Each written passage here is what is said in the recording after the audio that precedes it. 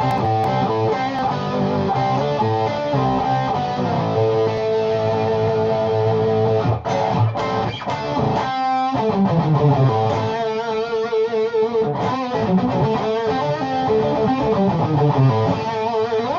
see if we got some sound going on right here. Do we have sound? Let's see. Can you guys hear me? Can you hear me? Can you hear me? Give me a what's up if you can hear me there. Do we have sound? Can you guys hear me? All right, it sounds like we do. Got it going on the Facebook. All right, Larry, what's going on, man? I was hoping to see you here. I was hoping to see you here, Larry. Thank you for tuning in, brother. All right, looks like YouTube's working. We got the YouTube working. We got the Facebook working. Thank you guys for tuning in, man. I thought this would be a lot of fun just to do a little metal. Do a little metal. All right, you guys. I'm going to play as long as it's an E standard tune. Yeah, grab your guitar, man. I'm going to break down a couple riffs.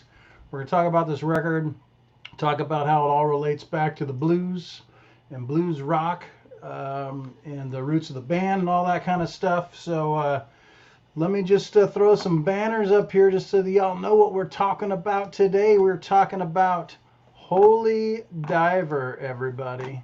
Today we are talking about Holy Diver, album of the week. This was a huge album for me as a kid, and unbeknownst to me, this was the beginning of my journey into the blues and blues rock, where most people know me from, playing blues rock. Vivian Campbell, the guitar player on this record, was a big fan of Rory Gallagher, Gary Moore, who in turn were huge blues guitar fans, and that was what I really loved hearing in their playing. And if you're familiar with Ronnie's earlier work, his first band that most people know of is called Elf. And Elf was basically a rock and roll band that was playing kind of in the style of Chuck Berry and Little Richard. It had little to do with where he ended up going in heavy metal. So, you know, Ronnie Dio's roots come from rock and roll and stuff. So this is just a quick little segue into this record and how it all kind of relates back to the blues. And we're going to get going with some of this stuff right here. I want to let you guys know that I'm not doing any sort of tip jar. I'm just doing a awareness of a worthy cause of the week. Like I do on my Throwdown Thursdays, I always have a worthy cause of the week. And this is one that is obviously right on target with the album of the week, which is the Ronnie James Dio Cancer Fund. So if you're inclined to go check that out at any point during this or afterwards, diocancerfund.org. And, you know, obviously there's a lot of causes to give to at this point, and I'm not trying to say you need to part with your money, but it is good to be aware of different things that you can do if you're so inclined to help. So I'm going to do some riffs here in a minute, and before I do, just look at the cover art. That cover art is just like, there it is, man. There it is. It's pretty amazing. Awesome cover. Obviously, when I was a kid, when that came out, that made me want to rock. Made me want to rock. So that's the worthy cause of the week. We'll be getting back to that at a certain point, like we do. And so obviously Elf, blues rock, blues band, and then you know, Ronnie was in Rainbow with Ritchie Blackmore for a few records, was the singer in Black Sabbath, and all those roots, you know, Sabbath and Deep Purple, Led Zeppelin, all that goes back to, you know, Hendrix, Cream, and you can trace that to Buddy Guy and B.B. King and Freddie King, and trace that all the way back. So those are the blues roots of metal right now. So it's not really that big of a stretch to get from Holy Diver to Buddy Guy, if you know what I'm saying. So I'm going to start out here, you know, Holy Diver. You hear the guitar all right? That's the important part. We're going to be playing some riffs. You know, the record starts out with a great song called Stand Up and Shout. And the riff is a really cool one. And it's funny because it sounds like, Holy Diver to me sounds like Dio brought all of the great aspects from Rainbow and Black Sabbath to his band.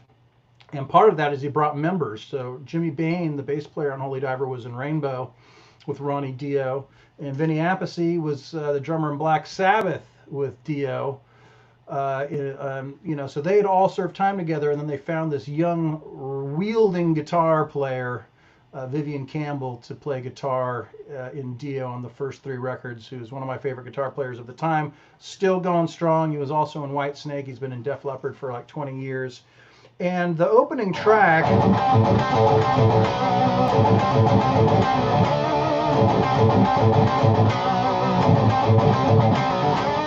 so that riff, if you break that down, that really does come from the Ritchie Blackmore school of riffs.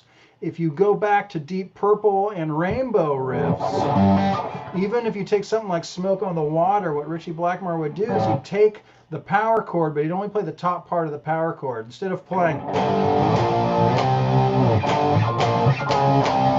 wouldn't play that. He played Smoke on the Water with just these 2 notes. So he created basically the upper part of what we call a power chord, just using 2 notes. And that's on the D string and the G string for those of you guys playing along at home. If you're playing along at home, I'll slow some of these down. I have a few things I want to get through, but I really wanted to show you guys just how cool some of these riffs are, and kind of where they come from a little bit, and some of the similarities. So if you listen to some of that Deep Purple and Rainbow stuff, even the riff from like Burn, which I believe was a riff of the week on Throwdown Thursdays,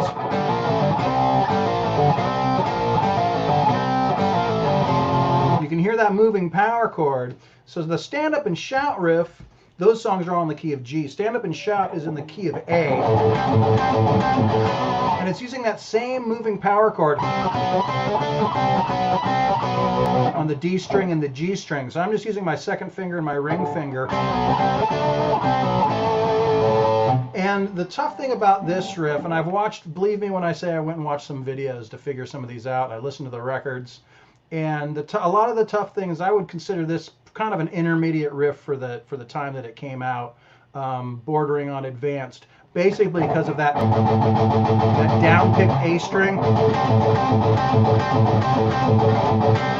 So you really got to slow that down if you really want to kind of get that attack and get that clarity.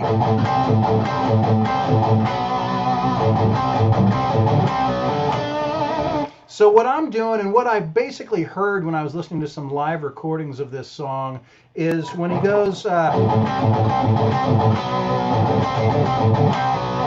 kind of hear this open G chord there before going up to the D.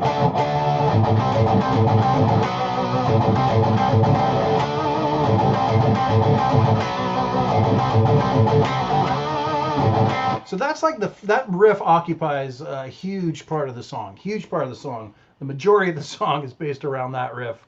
It is magic, actually. Burn, yeah. Let me catch up with some comments. Jamie, what's going on? All right.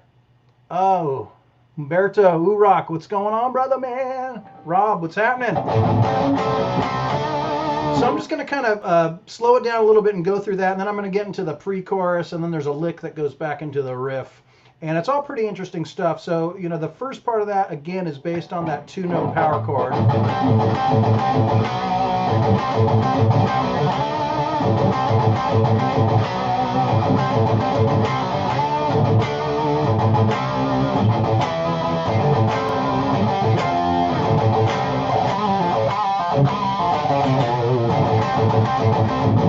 So that's kind of that pre-chorus climb that goes up, and all that's really happening there is he's kind of continuing on with this. This is a C chord, the D chord, and up to E, F, and then there's this lick, and this lick is interesting because we're in the key of A, but the lick is basically a G blues scale. And the only reason I can think that they did that is because it's implying going to that next chord.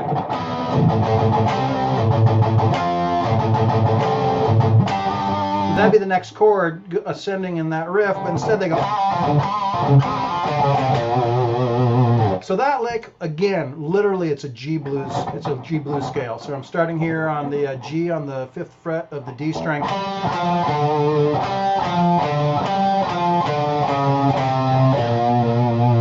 And instead of resolving to the G, it goes back to the A. So it gives us a very kind of dissonant metallic sound.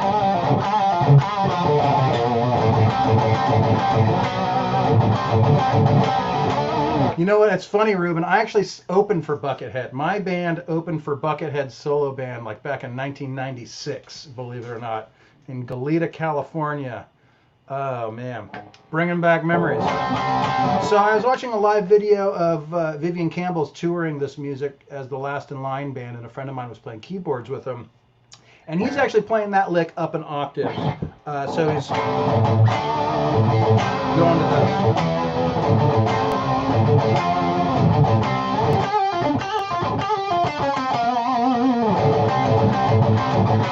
So that's the same lick, just up an octave. So it's still the G blues scale.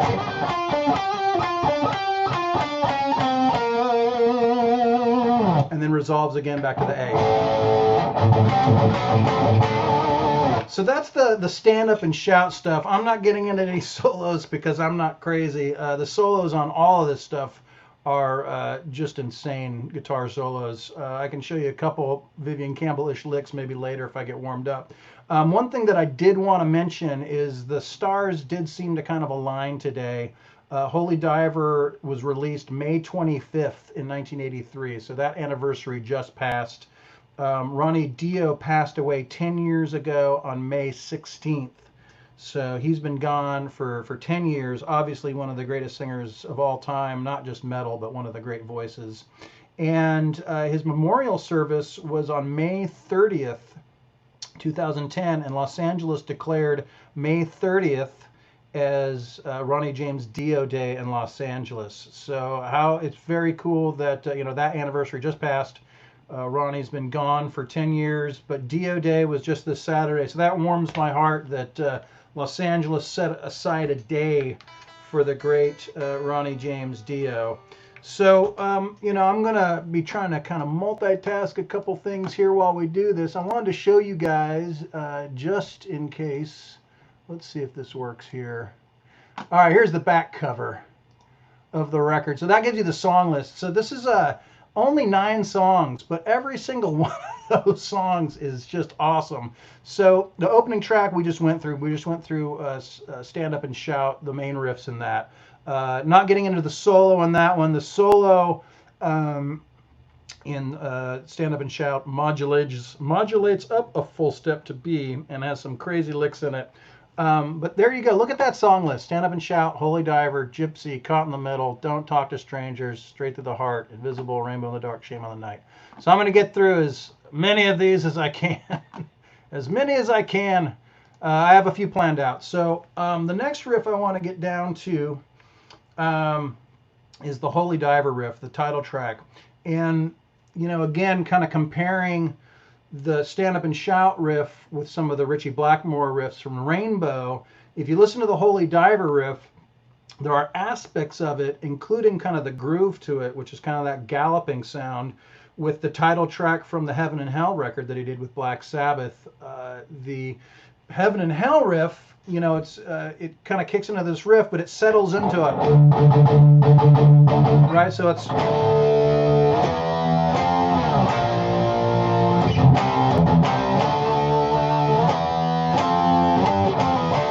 That's the Heaven and Hell riff in the key of D.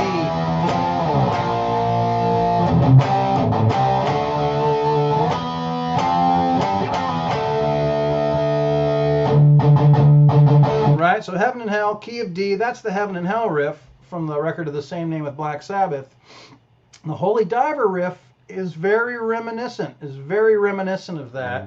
And we're in the key of C, which to me is kind of a little bit of a rare heavy metal key. You don't hear of a lot of metal stuff in C. Metal is, you think of metal being in the key of E, A, F sharp, drop D, but we're in the key of C for the Holy Diver riff. And this, if you're at home playing along, this one is actually very playable. It just kind of goes up a C minor scale. goes down to a B flat, and this goes down to an A flat.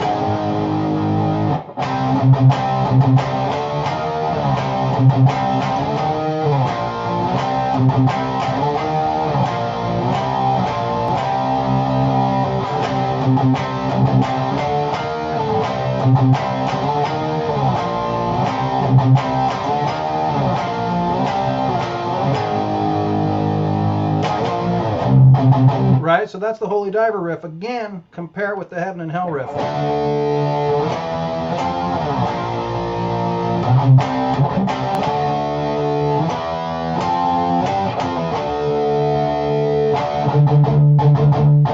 Similar, different keys, but he obviously learned a lot playing with Ritchie Blackmore and Tony Iommi, and got Vivian Campbell in shape to write some great riffs, great songs. So again, at home, if you're playing along at home, I'll just break that one down a little bit slower. And one thing you want to kind of be mindful of with a lot of this stuff is a lot of the power not only comes from the letting the chord ring out, but with the palm muting. And if you're not familiar with palm muting, it's kind of a necessity when you play with this stuff. You got to kind of have this part of your hand against the string so that they don't ring out. So you get that kind of muted sound. So getting that first part muted, letting it ring.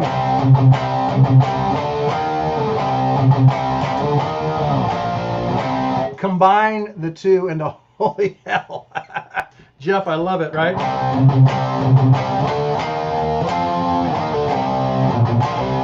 See, that's how you invent new riffs. You take parts of a song and you mess with another song and you come up with your own stuff. And that's obviously what these guys did, and that's what all musicians do, is they take the music that they love and combine it and mess around with it. And Jeff, I think you should go write a song called Holy Hell. There you go.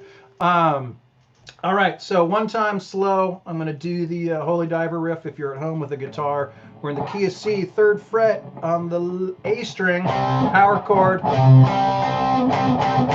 There's 3 notes, root, 5th, and root. So if I was playing single notes, it's just going up the scale. Down to B flat. First time it just is. Second time it's.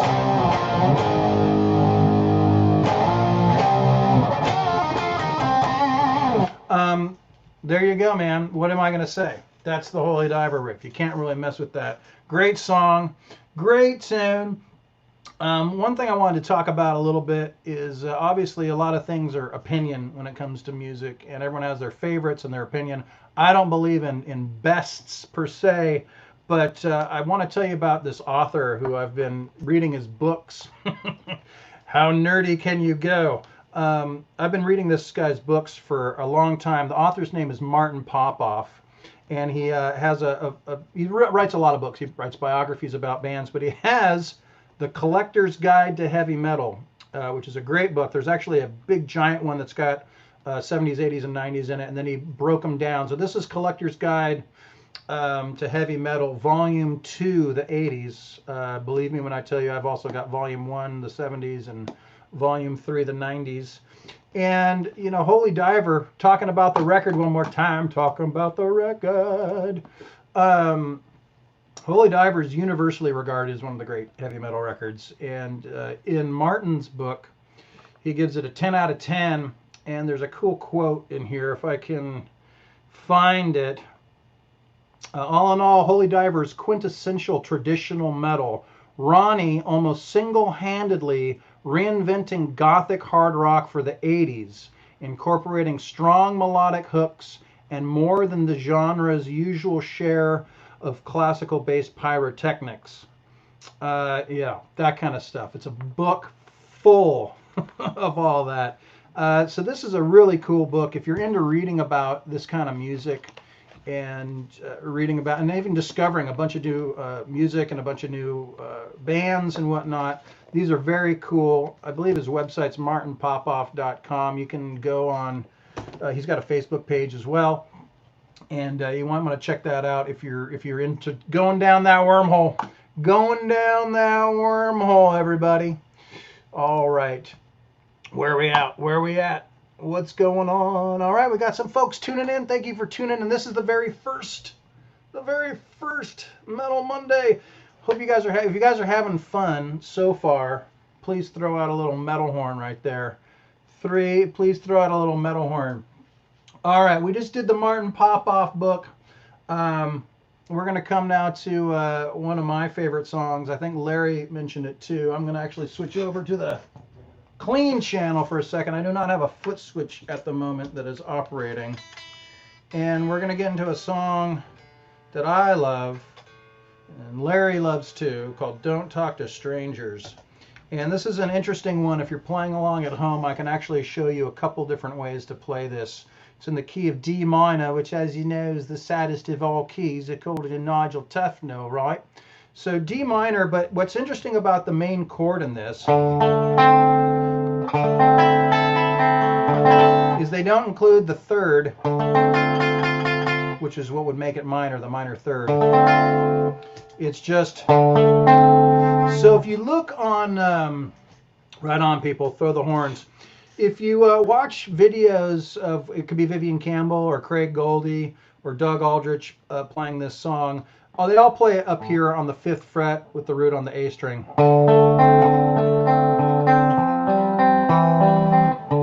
Okay, so that's where the chord is.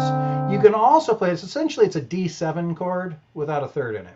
Okay, so D7, blues chord. Okay, but without the third, which means if I'm up here, I'm taking off my 3rd finger. So you can play that whole riff down here. Sorry. You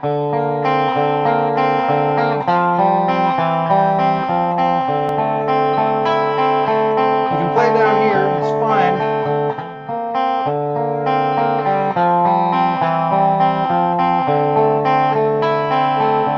So you can play it down there because up here you kind of get into a little bit of that stretch when you get to the...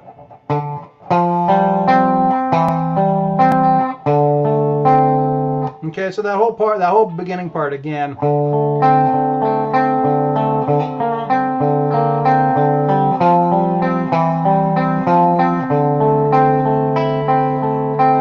it's actually it is kind of bluesy.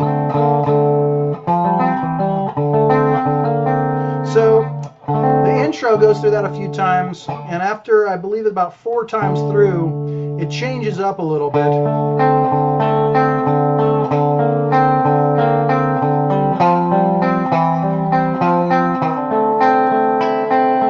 Going B flat. Again, there's no third in this. I call this an Alex Lifeson chord. Alex Lifeson uses a lot of these kind of ambiguous chords where there's no third in it, so it's neither major nor minor. It actually ends up being kind of like a sus2 chord if you want to get, yeah, or kind of a 9. You can call it a 9, a sus2, a 9. Again, there's no third in there, so that makes it kind of ambiguous. So there's a B flat, and then C, and then back to the D. So when it gets through that first part, it goes to the B flat.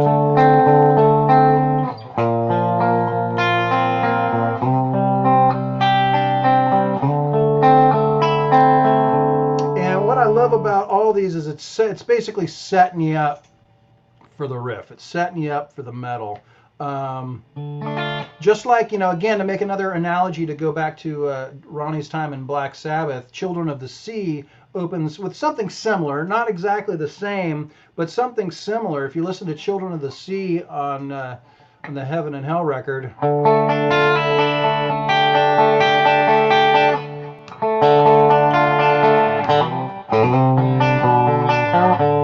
that's in D minor. So you actually get the full D minor chord there. He's pulling off to that open E string. So Don't Talk to Strangers and Children of the Sea.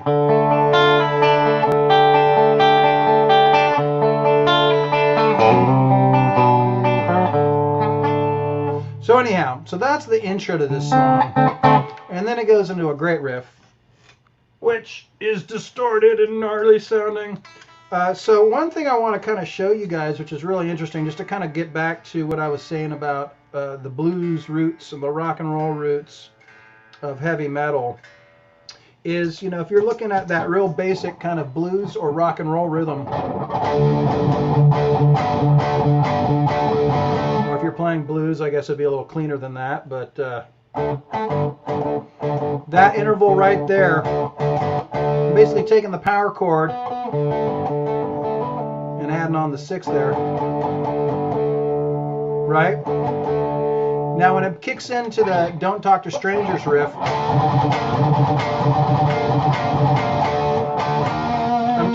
I'm just, instead of going up to, I'm doing it a half step down, or I should say they were doing it a half step down. And that just gives it just a much more dark and sinister metal sound.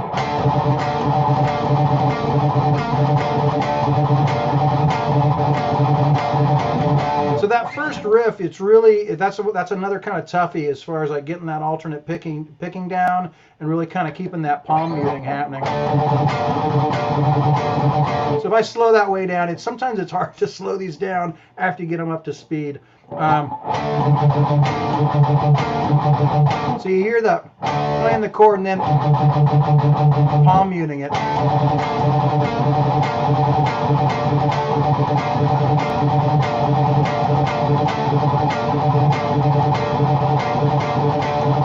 So that riff dominates a large part of the song after that intro, which is just a crazy good part. The verse part, when he starts singing, if this guitar will stay in tune. And if you guys haven't noticed, this is my Music Man Steve Morse signature guitar that I don't play that often in front of anybody. It's a great recording guitar. I record with this at home. Fantastic instrument, super easy to play, thin neck. It's got the Gibson scale. You can see it's got like a bridge like a Les Paul. Anyhow, we can talk about that later. So for this verse part,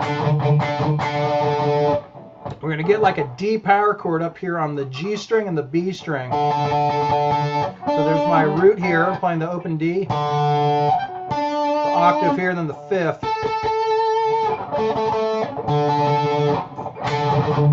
And then we're just going to drop the top note of the chord down a half step. And just kind of go through like a little pattern. So it's like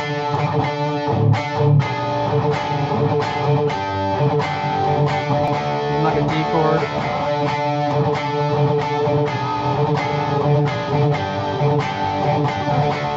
So that's really the verse progression. It goes to a D flat, and then back to the.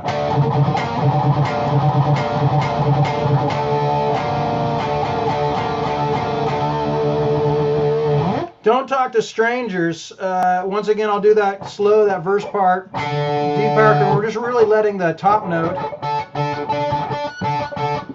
go down a half step at a time. I guess you could almost play it like this. Okay.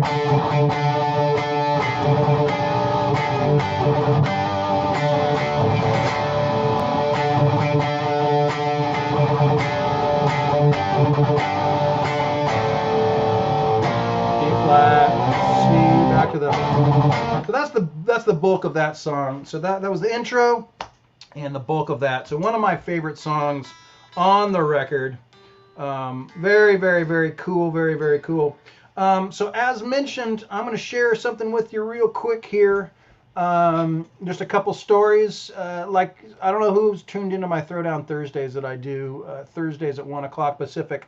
I'm going to be doing those every other Thursday, and I'm going to be doing Metal Mondays every other Monday for this month, the month of June.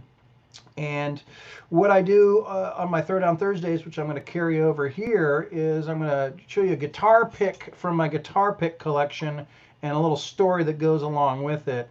So the pick of the week is, that's right, ladies and gentlemen, Yngwie Malmsteen guitar pick. I don't know if you can see that. Let's get that in focus. Trust me when I tell you, This is an Yngwie Malmsteen guitar pick. And this is when I realized, I mean, this is a really sturdy, thick pick. And this is when I realized that, you know, to play a lot of that real precise guitar stuff, the wielding, it does help to have a thicker pick. So if you're at home and you're playing with something kind of flimsy, might want to switch over to something a little thicker. This is what I use, which is very similar to the Yngwie pick, but not quite as heavy. So that's that. So I actually had a chance to meet Yngwie Malmsteen a while ago. I went to go. Actually, I'll tell you the quick story I can tell you is that when I was playing with Alan Parsons, we were on tour in Florida, and I knew that Yngwie lived in Florida, and so I've been using Seymour Duncan pickups for a long time, and Yngwie had just put out an Yngwie Malmsteen signature set of pickups. And so I sent an email to a friend of mine at Seymour Duncan. I said, hey, man, you know, we're playing close to Miami. Would it be crazy if I invited Yngwie to the show? And he's like, no. So he gave me his manager's email address. I emailed in, and it's his wife, and started emailing back and forth. And they were going to try and get to the show, but something happened. So Yngwie did not come to the Alan Parsons show. But when Yngwie came around to Ventura a few months later, I got back in touch, and I went with my buddy Misha, and we went to go see Yngwie play at the Ventura Theater. And I walked back, and I was introduced to Yngwie by his wife, as here's Alistair, he's the guitar player for Alan Parsons, blah, blah, blah. And he was super cool. And at one point, I was asking him about his guitar, and those of you that know he plays Fender Stratocasters, and he scallops the neck. And what that means is they carve out part of the neck. Basically, they scoop out some of the wood, and it makes it really, you have to be really careful when you play it, a really light touch. But I asked him about it, and he's just like, oh, here, check it out. And he took his guitar, and he shoved it in my hands, and next thing you know, I'm hanging out with Yngwie and playing his guitar backstage at the Ventura Theater. So kind of a cool moment. This has got to be, I would say, back in 2012 or 2013. And so that's a prize heavy metal photo for me. And this is my guitar pick of the week. The Yngwie Malmsteen guitar pick. His name on one side and his signature on the other. So there you go. Guitar pick of the week. And as you can see, Yngwie's throwing the metal horns. There is a connection between Yngwie and Dio, believe it or not. Well, Yngwie was very influenced by Ritchie Blackmore and Rainbow. And in Rising Force, you know, there's that record called Rainbow Rising, and Yngwie's band is called Yngwie Malmsteen's Rising Force.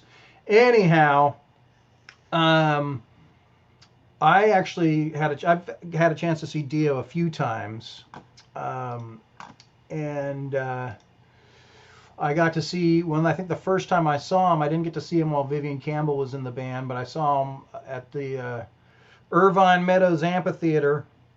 Craig Goldie was on guitar, and this would have been, I think, 1987, 86, 87, and Yngwie came out and sat in with Ronnie James Dio, and they did, I believe they did either Man on the Silver Mountain or Long Live Rock. I think they did Long Live Rock and Roll. It's on YouTube. You can find the audio of it. Anyhow, I digress. I don't want to get too far off topic here, but that was my guitar pick of the week. An Yngwie Malmsteen pick, and that's my Yngwie Malmsteen story, and I'm sticking to it. All right, one other thing I'm carrying over. Larry, I hope you're watching. One other thing I'm carrying over from Throwdown Thursdays is Riff of the Week. And Riff of the Week is actually, I think we're calling it Name That Riff. Name That Riff. So there isn't an actual prize, but this is a fun thing. I'm going to play a riff on the guitar.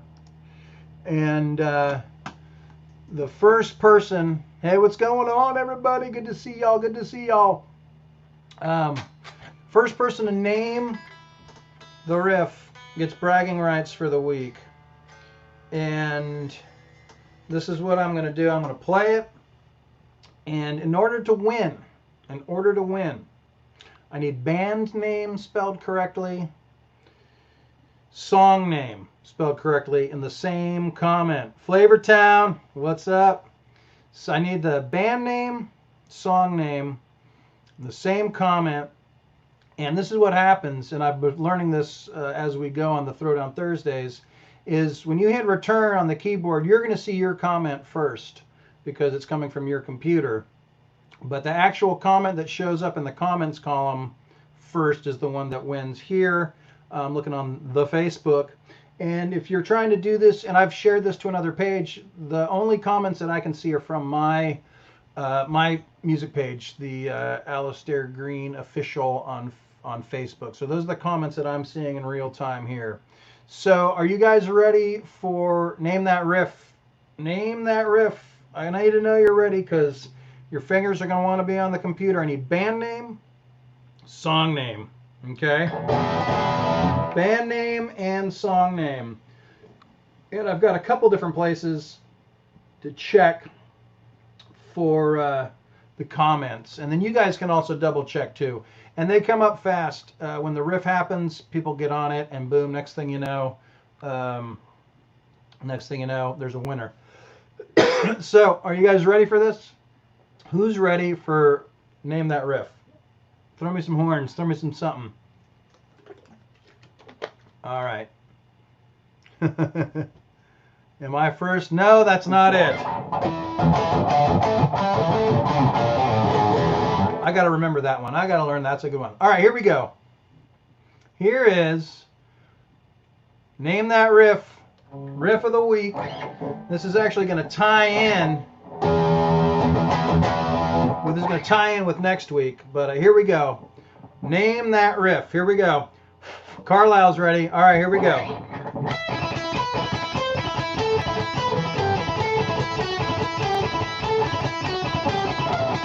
Oops.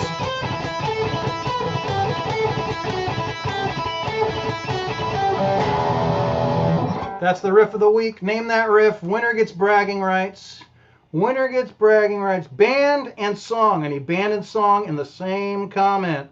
Band and song in the same comment.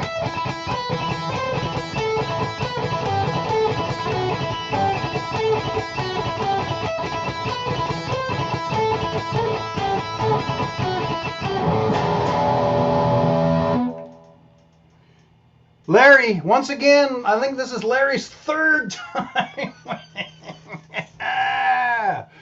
Larry gets it. Larry gets it. Good looking out, Larry.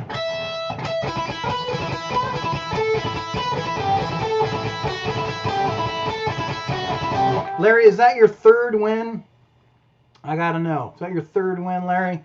That's right. Iron Maiden, Wasted Years.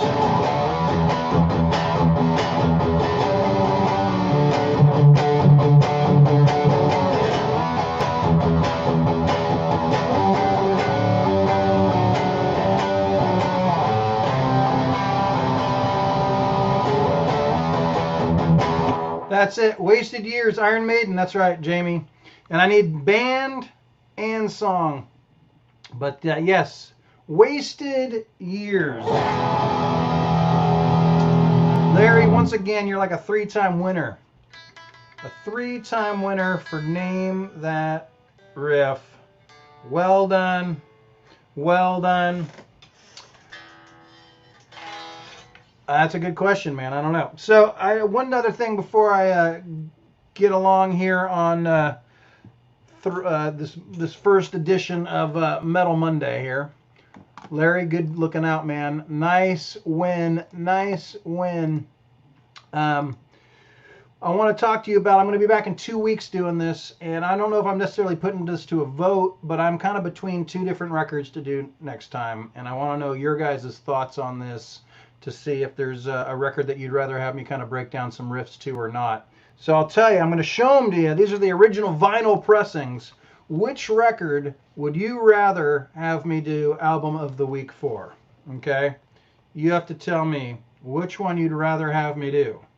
Would you rather me break down some Number of the Beast riffs for you or some Peace of Mind riffs for you? Okay? So throw that in the comments. Throw that in the comments. Let me know in 2 weeks which of these two records you'd rather have me break down. This is original pressing of Peace of Mind, 1983, I believe. And this is my, my original pressing of Number of the Beast. A little worse for the wear, but this is it, man, the original pressings. So let me know in the comments for 2 weeks from today, for Metal Monday, which record you'd rather have me kind of break down, whether it's Number of the Beast by Iron Maiden or Peace of Mind by Iron Maiden. Go ahead and throw that in the column over there. And Ray J in the house, what's going on? Jamie hanging in there.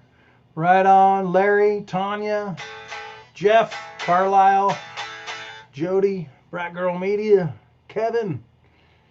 All right. I got one more for you, you guys. One more for you from the Holy Diver record. And this is obviously Deep Purple made in Japan. That's a great one. Number of the Beast. I got to vote for Number of these. Speaking of vinyl, this is my vinyl copy of Holy Diver. And I actually had this on cassette tape and CD. I recently got this. This is actually isn't as easy to find as you would think it is, nor is it as cheap as you might think it is. Copies of this are not easy to come by and not inexpensive. This is my vinyl copy of Holy Diver, which again, ladies and gentlemen, is the album of the week. Holy Diver by DIO. Just an amazing record. And we're gonna get to the song. We're gonna get to that song right now, the one that everybody knows.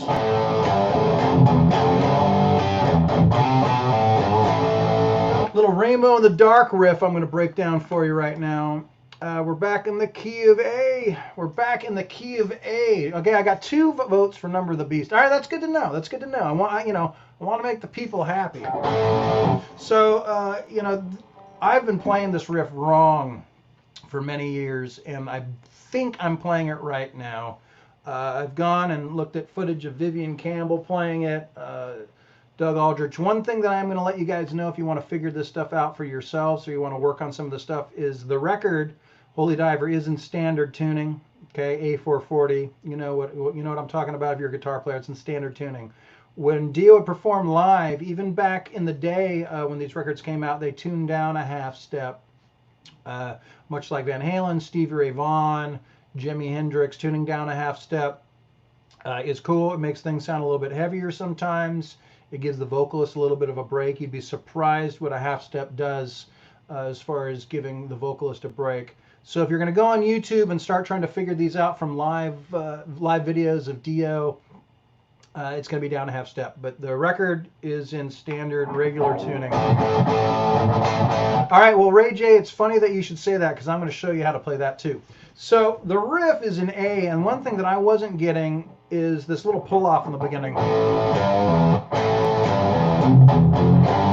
And then there's another thing that happens in there that you really have to listen for, and unless you're actually kind of watching somebody play it, you may miss it. So I'm going from the F, a little bit, back to F, and then the G.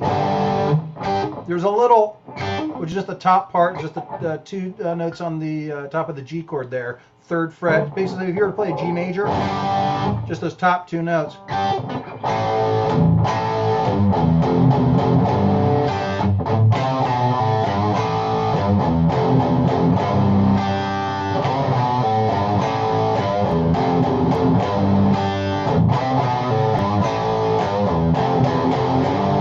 So that's kind of something that you might not have actually heard when you're listening to that in your Camaro, 1983.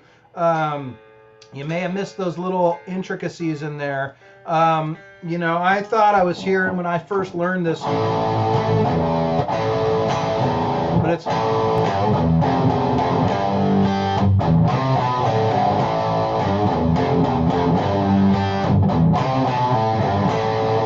Okay, so that's the main riff, and that takes up a ton of the song. And if you were just to kind of outline those chords, you're really just playing A, F, G, and A. And that progression that you hear that in a ton of different kinds of heavy metal songs. And you can identify those chords if you look at the root of the song, which in this case is A. If you look at that as the 1 chord, you'll hear this a lot. It's 1, it's the flat 6, flat 7, 1. Millions of heavy metal songs, are built on that chord progression. So once again, I'm going to play this a little slow one more time, trying to keep this thing in tune for you guys.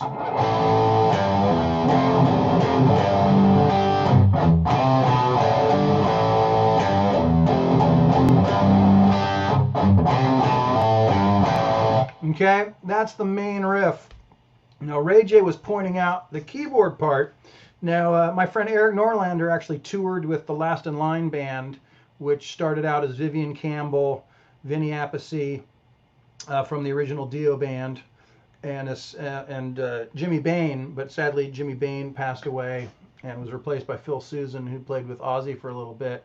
And they found this great singer named Andrew Freeman, who has his totally own voice, does not sound like Dio at all, which is cool. They've been making a couple of records, and it's neat to hear those guys making music again. My friend Eric was playing keyboards in the Last in Line band for about a year, and he told me that Jimmy Bain's the one that wrote that keyboard part, and he was literally holding a drink in one hand and a cigarette in the other, and he just figured out a way to play that little riff with one hand. And it's actually on the guitar, it's not super obvious on the guitar, but it's basically outlining those chords.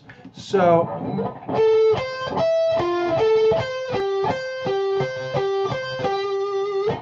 the keyboard line is really outlining an A minor arpeggio up here. We played like an A minor chord way up here at the 12th fret. Just the top 3. And it comes in on the and of 1. So for those of you that are hip to what I'm talking about, if you're counting 1, 2, 3, 4, if you can subdivide that, you get 1 and 2 and 3 and 4 and, right? So we're going 1 and is when that riff starts. 1.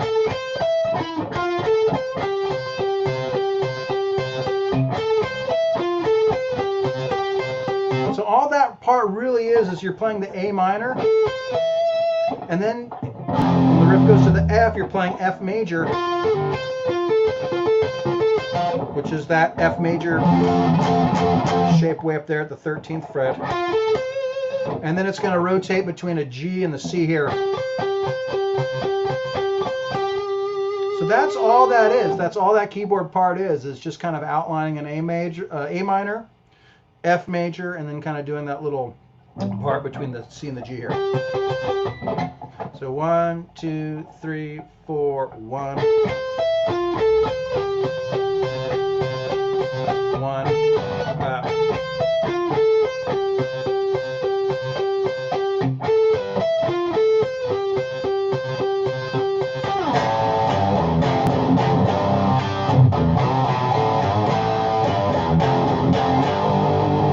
So that's basically breaking down Rainbow in the Dark there for you.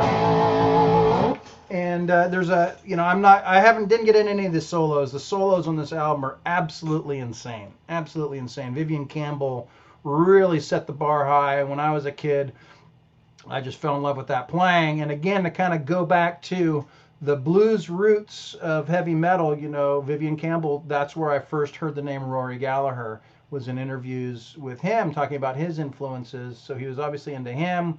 He was into Gary Moore a lot. Those were both Irish guitar players. Vivian Campbell's an Irish guitar player. So that's where that's where he got that stuff, or a lot of his influences. And so when he'd talk in interviews, and it's the same thing when you hear Stevie Ray Vaughan talk in interviews, he'd be talking about Albert Collins and Hubert Sumlin. That's how you get turned on to a lot of this other great music, is because when these guys start talking about their influences, you hear these things. And so, I didn't know it at the time, but my blues journey began when I was listening to heavy metal and really digging a lot of these guitar players. Vivian Campbell, Jakey Lee, Eddie Van Halen, all those guys have roots in blues, and that's what I was really hearing and really digging in their playing. So by the time I was like closer to being a senior in high school and I started hearing blues and blues rock, Allman Brothers, B.B. King, Stevie Ray Vaughan, Buddy Guy, then I started really making that connection with what it was that I really dug about some of these hard rock and heavy metal players. So you know, again, if you want to go through, scroll back through and check out any of the riffs, we did the stand up and shout riff at the beginning.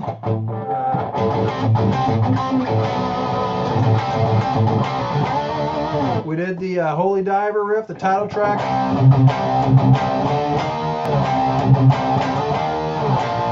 The Don't Talk to Strangers, the intro clean riff, which is very cool, and then when it kicks in with the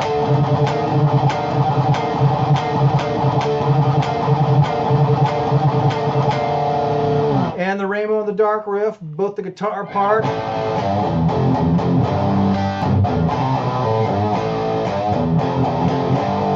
and the keyboard part.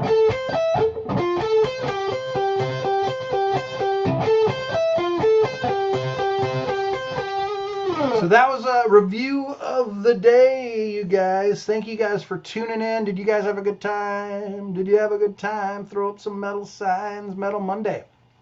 Metal Monday. Once again, you guys, I'm going to get back to this week's worthy cause. If you have a chance to check out the DIO Cancer Fund, please hit up that website, diocancerfund.org. You know, again, if you don't have the means, please don't feel the need to donate any money. But I think raising awareness for these things is important. And you know, if you have any questions about the riffs, let me know. I hope you guys enjoyed that. We're going to do it again in 2 weeks. And once again, these are the 2 albums that I'm between right here. So in 2 weeks, I'm going to break down one of these 2 albums, and I will announce that sooner than later. I love both of these records. There's just so many classic songs on these, and it's going to be hard for me to pick. You know, Iron Maiden was my first favorite band, favorite metal band. You know, I grew up listening to my mom's record collection, which was the Beatles and Stevie Wonder and Leon Russell, and my dad was listening to classical music at that time. And then I got turned on to Def Leppard, and then Def Leppard was kind of the gateway drug, and Iron Maiden followed immediately after that. And I got way into Iron Maiden and Van Halen, Dio, of course. And then from there, things just kind of started going backwards, and I found, you know, Led Zeppelin and Black Sabbath. And through Led Zeppelin and Black Sabbath, it's easy to get to Jimi Hendrix and Cream, Deep Purple. And from there, it's just a straight line to Albert Collins and Buddy Guy and Howlin' Wolf and Muddy Waters. And so it was a great journey to take, and it started with the heavy metal of the early 80s. For me, doesn't matter how you get there. So anyhow, you guys, come back in a couple weeks. We're going to do it again. I'm going to pick one of those 2 Iron Maiden albums. I'll let you know. If you have a chance, please subscribe to my social networks. They're scrolling across the bottom of the screen. This is my Facebook page, of course, facebook.com/AlistairGreenOfficial. If you're on Twitter or Instagram, it's just Alistair Green. And I'm kicking up my YouTube stuff that's been going on YouTube. I've got some videos I've been throwing up there first before anywhere else. So if you have a YouTube account, please get on YouTube and hit subscribe. YouTube.com/AGBluesBand. Okay, my initials, Blues Band, AG Blues Band. Please get on there and subscribe if you're so inclined. And I'll be throwing up some other content there too. I got a couple guitar lessons I'm going to be putting up there, as well as some music videos from my band. And there you have it. So please, if you have a chance, subscribe to my social channels. Check out this week's Worthy Cause. And thank you guys so much for tuning in to the first edition of Metal Mondays. You guys be safe out there. Bless you all. Peace, love, and happiness, and treat each other well. Treat each other with respect. And we're going to come out on the other side. Horns up. All right, you guys, have a good rest of your day. Love y'all. Thank you for tuning in. Cheers.